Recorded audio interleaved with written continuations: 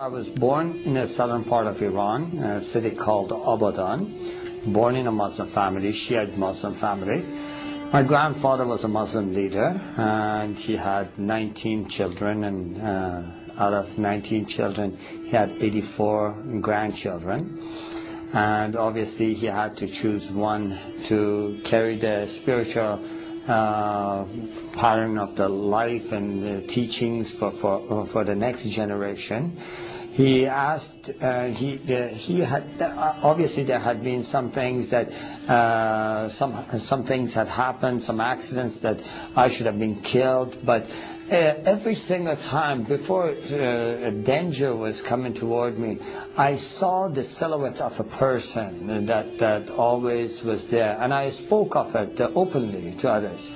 And my grandfather took that sign, obviously, that there is the spiritual leaders of Islam are looking over this boy and protecting him. So he gave me very close attentions, and he taught me all the things I knew about Islam. I joined Hezbollah. I was in that army for about 3 years. I was studying Quran extensively then. My grandfather actually sowed this seed in my heart that I should share Islam with the poor, misled Christians, you know, that have gone astray, and obviously remind and be a spiritual leader to our family outside Iran. I traveled to Malaysia, where I was caught with 30 illegal passports, put in prison.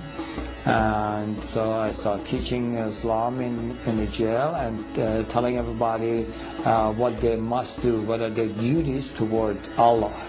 And so I did this routine every day. I prayed obviously 5 times a day. Shiites do pray 3 times, and they include the 17 rak'ah in the 3 times. But what I did, because I wanted to spend more time with God, I did it at 5 separate times. And then in the end of the evening, I would pray extra prayers. I would have the habit of reading through the Quran cover to cover once every 10 days. And I had gained the spiritual powers out of Islam. And Quran, they have the Jannah and the spiritual beings. And so speaking to them is not forbidden. In fact, there are stories of talking to them that Prophet Muhammad did. So I had been able to connect to that spiritual realm and been able to acquire powers out of that. And so I was able to pray for people, especially when people, someone hurt them or someone did something to them. They would come to me and they would ask me to say a prayer, and immediately that person would get sick, have an accident, this kind of things, you know. I was able to close my eyes, tell you what a person is doing in another room. And so this had made me more power hungry. And I wanted to gain more power. So I would spend and meditate more in the Quran. And so as I was doing that one night, I just was meditating in the verses, and there are words in the Quran that are repeated continually, repeatedly, but they have no meanings. They are the secrets of Quran. And so when I was meditating on this, a spirit entered the room, and it was much more powerful than I could handle, or I could overcome. And so I was filled with fear. And so I tried using all the tools Islam had given me. In the name of Allah, I command you to leave, you know. Satan, I rebuke you, kind of things. And I used all those, and nothing was helping. At that moment, I was totally desperate, and I felt like it is choking me, choking the life out of me, and I felt like I'm dying in that cell. And I just cried out to the heavens, and I said, God, in Farsi, Khuda, help me. And immediately I heard a voice, just as clear as you hear my voice today, saying, bring the name of Jesus. And at that moment, I really seriously did not give it 1 second of thought. I just was, I feel like going back, I was drowning. And a man that is drowning, you throw a rope, they would never question you about the color of the rope. And just grab on. And so I did. I said, Jesus, if you are true, show me yourself. And to this day, I have no idea. Obviously, going back, I'm thinking, why did you word it that way? Why didn't you just say, Jesus, help me? I don't know why, but that's the way it came out. And before I was finished with the sentence, everything was back to normal.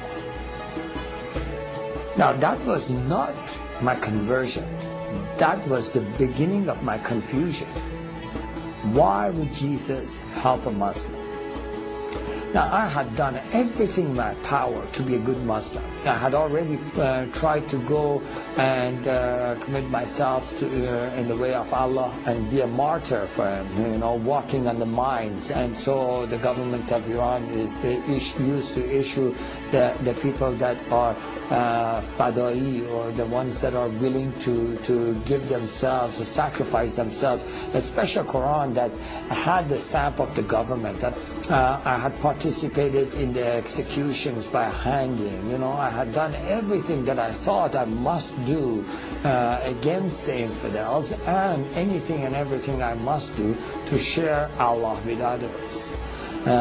So I knew that something is wrong, and that was not because I doubted Allah or doubted Islam or anything.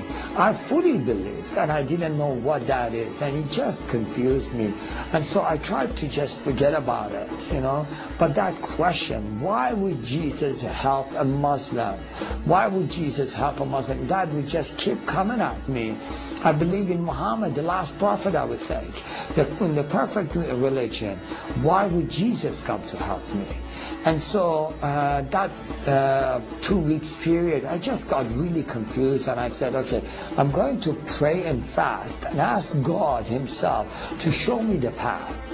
Obviously, I thought at that moment, and there are verses and things taught in the Quran that says the ways of Allah are many, and no matter what part and what part of the mountain you climb, you always come to the same mountain top. And I thought, maybe that is what God is, and then, no, maybe it is different for God. Maybe God has a specific way for me, and He wants me to follow that specific way. So I thought, I will never find out unless I ask this question. So I did. I prayed and fasted, and from the bottom of my heart, with all my strength, I asked, God, what is it that you want me to do? What way is it that you want me to follow? And so for 2 weeks, I sat in one place and I prayed as many hours as I was awake, and I fasted as many hours as I was awake, and I would just fall asleep literally on that place. I would wake up and I would just pray again and again, asking God, what is the way you want me? After 2 weeks, to no avail, I had no answer.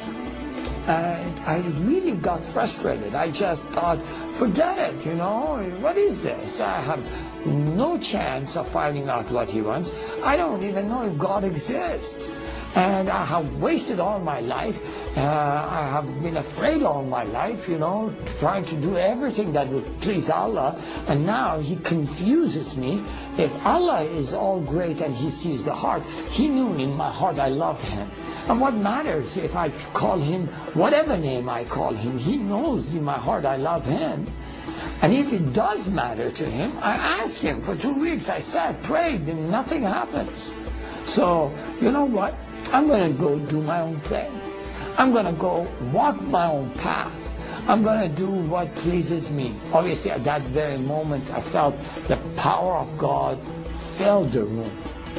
Now, in Islam, the greatest sin you can commit, and you can never be forgiven for that, is doubting God Himself, doubting His teachings, doubting His prophet. And I had done that. And in Islam, they teach you that Allah never visits, God never visits human beings. I feel, and I know against Islam I have committed the greatest sin that can never be forgiven, God's presence is in the room, and I'm confronted immediately with His holiness. All this is happening simultaneously, and I'm confronted